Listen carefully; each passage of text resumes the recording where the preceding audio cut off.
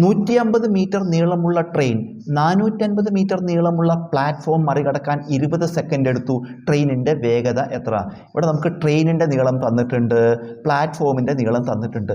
ട്രെയിനിൻ്റെ നീളവും പ്ലാറ്റ്ഫോമിൻ്റെ നീളവും കൂടി കൂട്ടുക. ട്രെയിനിൻ്റെ നീളവും പ്ലാറ്റ്ഫോമിൻ്റെ നീളവും കൂടി കൂട്ടി കിട്ടുന്നതാണ് സഞ്ചരിച്ച ദൂരം എന്ന് പറയുന്നത്.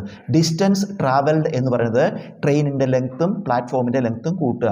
അപ്പോൾ ഡിസ്റ്റൻസ് ട്രാവൽഡ് ദൂരം സമം 450 150 450 50 500 100 600 മീറ്റർ. അടുത്തായിട്ട് നമുക്ക് സമയം തന്നിട്ടുണ്ട്. സമയം എത്രയാണ്? 20 സെക്കൻഡ്.